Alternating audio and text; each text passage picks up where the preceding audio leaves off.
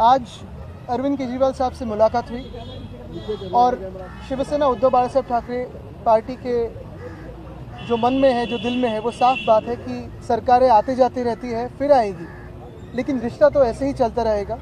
और यही कहने हम आए थे।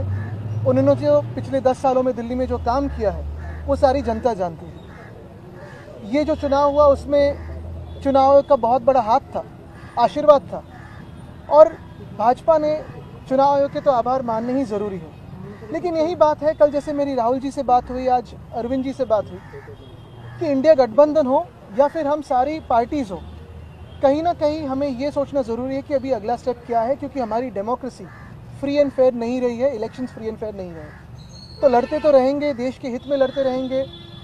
आपकी आवाज़ हो, मीडिया की आवाज़ हो, जनता की आवाज़ हो तो उठाते रहेंगे, और जो भी देश के अच्छे का हो, सड़क पे उतरना हो, लड़ना हो तो लड़ते रहेंगे।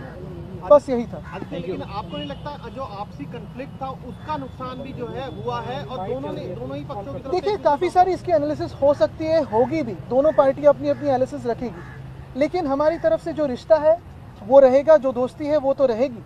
इसके आगे मैं कहना चाहता हूँ कि जो काफ़ी सारी जगहों में वोट्स काटे गए थे, जो वोट्स डिलीट हुए थे, उस पर भी कभी ना कभी विचार करना ज़रूरी है, क्योंकि वो वोटिंग का अधिकार लोगों से छीना गया था, वो चुनाव आयोग ने छीना है, तो उस पर भी विचार विमर्श होना ज़रूरी है। आदित्य जी, क्या इस इशू पे वोटर डिलीशन एडिशन पे आपकी कोई चर्चा हुई दिल्ली महाराष्ट्र दोनों को लेके? देखिए, आज तो कर्टसी कॉल था, आज तो यही कहने आए थे कि रिश्ता तो ये जारी रहेगा।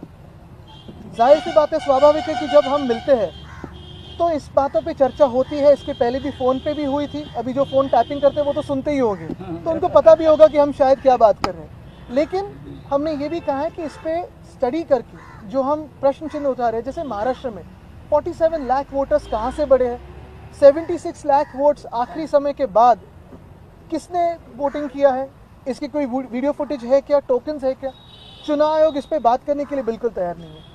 और ये सारी बातें अगर आप देखें तो हरियाणा हो, उड़ीसा हो, दिल्ली हो, मध्य प्रदेश हो, महाराष्ट्र हो, सारी जगह कॉमन है। ये एक पैटर्न दिखने लगा है। तो हमारे देश में आज फ्री एंड फेयर इलेक्शंस होते नहीं है, इसी का ये सबूत है। सर, कैसे टैकल करेंगे सिचुएशन को? अगर आप आरोप इलेक्शन कमीशन पे लगा रहे हैं तो फिर टैकल कैसे करेंगे, क्योंकि वही मेन बॉडी है? तो टैकल करने के लिए तो हम साथ में हैं और लड़ेंगे, क्योंकि ये देश हित की बात है। देखिए, कोई भी चुनाव जीत सकता है, हार सकता है, जीत भी सकता है वापस उसके बाद में, लेकिन फ्री एंड फेयर इलेक्शंस होना जरूरी है। चुनाव आने वाले निगम के कई चुनाव हरियाणा में आम आदमी पार्टी लड़ रही है, आप लोग लड़ रहे हैं, क्या इसे लेकर कोई स्ट्रेटजी? बिल्कुल लड़ते रहेंगे और अपनी अपनी स्ट्रैटेजी सुधारते रहेंगे। वोटर को वोट कटिंग क्या? देखिए, ये चुनाव आयोग के साथ हम चेस का गेम खेल रहे हैं। वो कोई एक तरीका अपना रहे तो हमें उसका एक उत्तर देना पड़ेगा, तो वो खेलते रहेंगे।